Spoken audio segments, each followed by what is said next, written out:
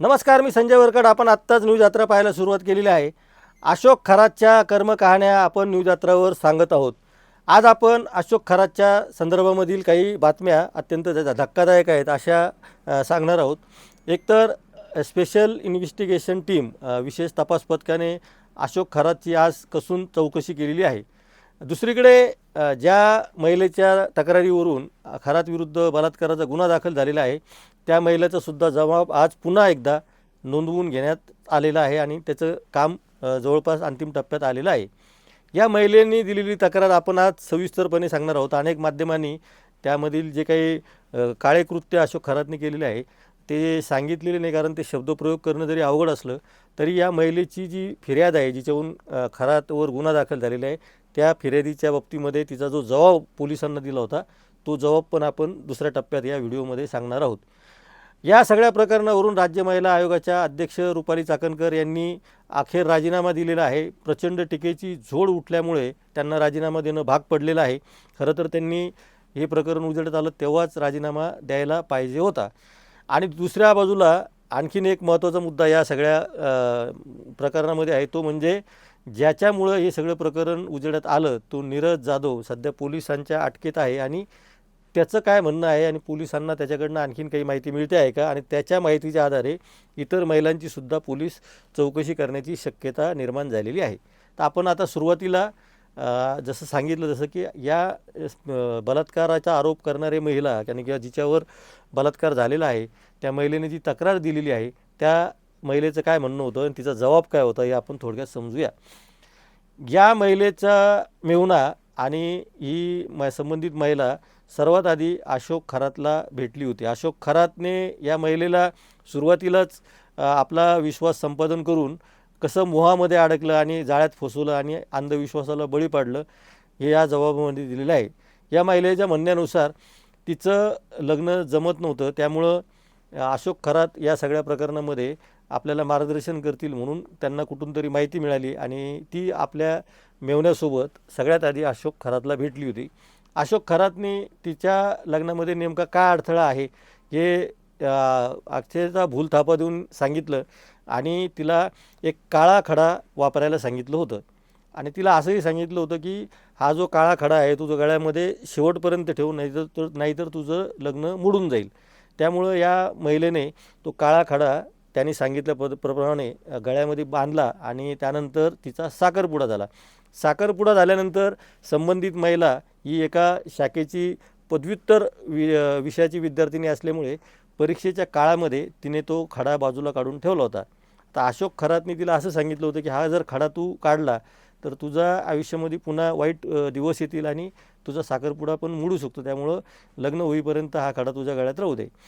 आणि कावळा बसायला आणि फांदी तुटायला एक वेळ येत असते, तसंच काहीतरी या महिलेच्या आयुष्यात घडलं आणि काही कारणांनी त्या मुलीचा साखरपुडा म्हणजे या संबंधित महिलेचा साखरपुडा तुटला. त्याचा आणखीन गैरफायदा अशोक खरातने घेतला, कारण त्यांनी मग हे सगळं मी सांगितलं होतं तसंच झालेलं आहे, त्यामुळं आता तू मी सांगतो तसंच कर, नाहीतर तुझ्या आयुष्यामध्ये पुढे आणखीन वाईट दिवस येतील असं सांगून या महिलेच्यावर मानसिक दबाव टाकण्याचा एक प्रयत्न केला आणि तिला वारंवार भेटायला बोलवलं. नंतरच्या काळामध्ये संबंधित महिलेला त्यांनी काही विधी करायला सांगितले, काही मंत्रोच्चार करायला सांगितले, आणखी दुसरा एक खडा दिला. त्या बदल्यामध्ये अशोक खरातने तिच्याकडनं 50,000 रुपये पण घेतले होते. ते अर्थात ते पैसे या महिलेच्या मेहुण्यानेच या अशोक खरातले दिले होते. ही मूळ महिलेची फिर्याद आहे, लक्षात घ्या. याच्यामध्ये लैंगिक अत्याचाराचं प्रकरण आहे, जादूटोण्याचं सुद्धा प्रकरण आहे.